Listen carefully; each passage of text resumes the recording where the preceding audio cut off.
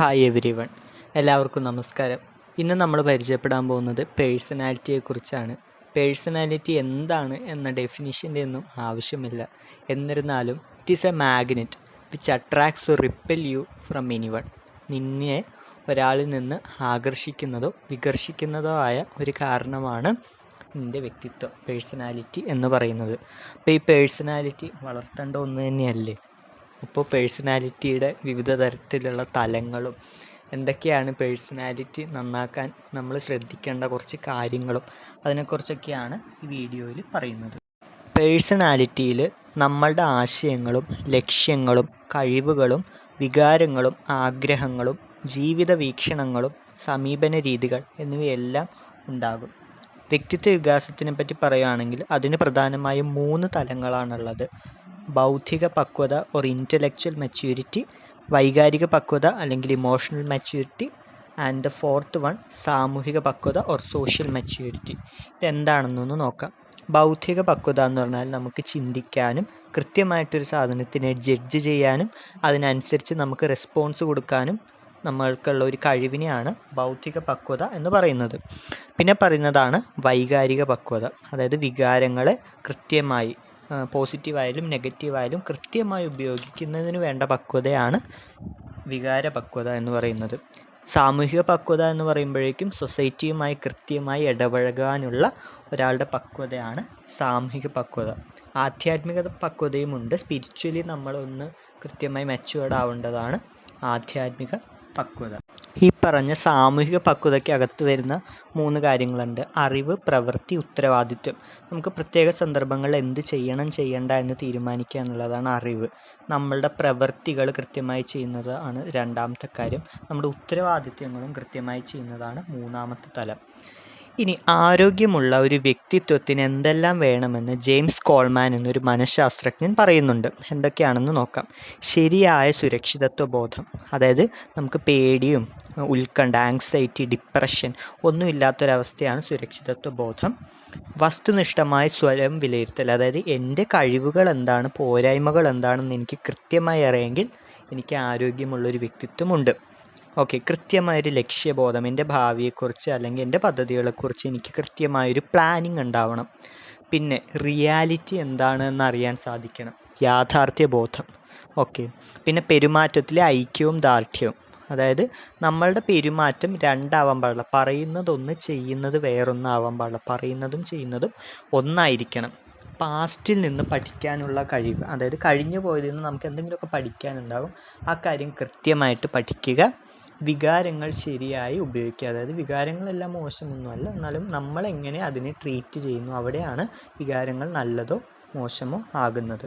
Okay, പിന്നെ സമൂഹവുമായിട്ട് കൃത്യമായി ഇടപഴകാൻ കഴിയുക. അങ്ങനത്തെ കാര്യങ്ങളൊക്കെയാണ് ആരോഗ്യമുള്ള വ്യക്തിത്വത്തിന് വേണ്ടത്. ഇനി വ്യക്തിത്വ വികാസത്തിന് നമ്മൾക്ക് ചെയ്യേണ്ട കാര്യങ്ങൾ എന്തെല്ലാമാണ്?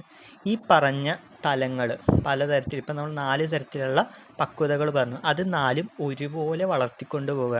ഏതെങ്കിലും ഒന്ന് പോയിട്ട് ബാക്കിയെല്ലാം ശരിയാക്കാം എന്ന് ചിന്തിക്കുന്നതിലുപരി ഈ 4 കാര്യങ്ങൾക്കും സമതുലിതമായ വളർച്ച കൊടുക്കുക. ഈ പക്വത എന്ന് പറയുന്നത് ജന്മനാൽ ഒരാൾക്ക് ലഭിക്കുന്ന കാര്യമല്ല. അത് പലരും അവരുടെ ജീവിതയാത്രയിൽ ആർജിച്ചെടുക്കുന്ന കാര്യമാണ്. അതിന് നിരന്തരമായിട്ടുള്ള പരിശ്രമവും അധ്വാനവും തന്നെ വേണം. അത് എളുപ്പത്തിൽ കിട്ടുന്ന ഒന്നല്ല. ഡെയിലി നല്ല കാര്യങ്ങളെല്ലാം ചെയ്ത് അത് ആർജിച്ചെടുക്കാൻ ശ്രമിക്കുക. മാതാപിതാക്കളും അധ്യാപകരുമായി സഹകരിച്ച് ജീവിക്കുകയും നമ്മുടെ പ്രശ്നങ്ങൾ തുറന്നു പറയുകയും ചെയ്യുക. അപ്പോൾ നമ്മുടെ ഉള്ളിൽ എന്തെങ്കിലും മോശം വ്യക്തിത്വം ഉണ്ടെങ്കിൽ അത് പറയുന്നതിലൂടെ മാറ്റപ്പെടും. ഓക്കെ, വികാരങ്ങളെ ബോധപൂർവം നേർവഴിക്ക് നയിച്ചു വിടുക. ഓക്കെ, നല്ല വ്യക്തികളുമായിട്ടുള്ള സംസർഗത്തിലൂടെയും പൊതുപ്രവർത്തനങ്ങളിലൂടെയും ഭയവും ലജ്ജയും അകറ്റുക. അതായത് നമ്മൾക്ക് പേടിയും ഒരു നാണക്കേടും എല്ലാം നമ്മൾ ഇങ്ങനെ മാറ്റിയെടുക്കുമ്പോൾ നമ്മൾക്കൊരു നല്ല ക്യാരക്ടർ ബിൽഡാകും. ഇനിയുള്ളതാണ് വളരെ പ്രധാനപ്പെട്ട കാരണം.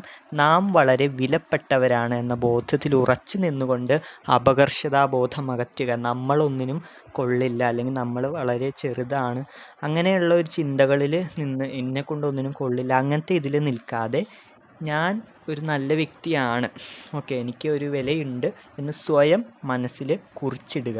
ആ ഒരു ബോധത്തിൽ നിന്നുകൊണ്ട് ഞാനൊന്നിനും കൊള്ളില്ല എങ്ങനെയുള്ള അപകർഷതാബോധം നമ്മൾ മാറ്റി വയ്ക്കുക. നമ്മൾ ഒരു നല്ല ആളാണ്, നമ്മുടെ സമൂഹത്തിന് പിന്നീട് ആവശ്യമുണ്ട്, ഞാനൊരു മോശം ആളല്ല, എന്നെ ഇനി ഭാവിക്കും എൻ്റെ സമൂഹത്തിനും ആവശ്യമുണ്ട് എന്ന ബോധത്തിൽ ഉറച്ചു നിൽക്കുമ്പോൾ അപകർഷതാബോധം തനിയെ പോയിക്കൊള്ളും. പ്രതിസന്ധികളിൽ തളരാതെ മുന്നോട്ട് പോവുക. ഒരിക്കലും നമ്മൾ പ്രതിസന്ധികൾ വരുമ്പോൾ തളർന്നു കൊടുക്കരുത്. പ്രതിസന്ധികളിലൂടെയാണ് നമ്മൾ വിജയത്തിലേക്ക് എത്തുന്നത്. ഓക്കെ, ഒരു ഡൗൺ ഉണ്ടെങ്കിൽ അപ്പം തന്നെ അതിൻ്റെ അപ്പും ഉണ്ട്, അല്ലെ കുറച്ച് കഴിഞ്ഞാണെങ്കിലും അതിൻ്റെ അപ്പും ഉണ്ട്. നമ്മൾ വെയിറ്റ് ചെയ്യുക, പ്രോബ്ലത്തിനെ ഫേസ് ചെയ്യുക. നിങ്ങൾക്ക് വേണ്ടി നല്ല ഒരു ഭാവി കാത്തിരിക്കുന്നുണ്ട്. പിന്നെയുള്ളതാണ് പക്വതയുള്ളവരോട് മാർഗനിർദ്ദേശം തേടുക. നമ്മൾക്ക് എല്ലാവരോടും നമ്മുടെ പ്രശ്നങ്ങൾ പറയാം, എന്നാൽ നമ്മളൊരു തീരുമാനം എടുക്കുമ്പോഴോ എന്തെങ്കിലും അഡ്വൈസൊക്കെ ചെയ്യുമ്പോഴോ ഇച്ചിരിയും കൂടി അതുമായിട്ട് പരിചയമുള്ള ആളുകളുമായിട്ട് അതിന് വേണ്ടിയിട്ട് ശ്രമിക്കുക. സ്വയം മനസ്സിലാക്കുകയും സ്വയം അംഗീകരിക്കുകയും ചെയ്യുക. അതായത് ഞാൻ ആരാണ്, ഞാൻ എൻ്റെ കഴിവുകളെയും പോരായ്മകളെയും ഒരുപോലെ സ്വീകരിക്കുകയും സ്വയം അംഗീകരിക്കുക. ഇപ്പം ഞാൻ ചിലപ്പോൾ എന്തെങ്കിലും പോരായ്മകളൊക്കെ ഉണ്ടായെന്നിരിക്കാം, എന്നിരുന്നാൽ പോലും എന്നെ അതോടുകൂടി അംഗീകരിക്കുകയും ചെയ്തു കഴിഞ്ഞാൽ നല്ല ഒരു പേഴ്സണാലിറ്റി നമ്മുടെ ഉള്ളിൽ ബിൽഡാകും. അപ്പോൾ ഈ പറഞ്ഞ കാര്യങ്ങളെല്ലാം നിങ്ങളെല്ലാവരും നിങ്ങളുടെ ജീവിതത്തിലേക്ക് അപ്ലൈ ചെയ്യുക, നിങ്ങൾക്ക് നല്ല മാറ്റങ്ങളുണ്ടാകും. അപ്പോൾ എല്ലാവർക്കും നല്ലൊരു വ്യക്തിത്വത്തോടു കൂടി സമൂഹവുമായിട്ട് ഇടപഴകാൻ സാധിക്കട്ടെ എന്നാശംസിച്ചുകൊണ്ട് നിർത്തുന്നു. വീഡിയോ എല്ലാവർക്കും ഇഷ്ടമായെന്ന് കരുതുന്നു. വീഡിയോ ഇഷ്ടമായാൽ like, share, subscribe and comment. Thank you.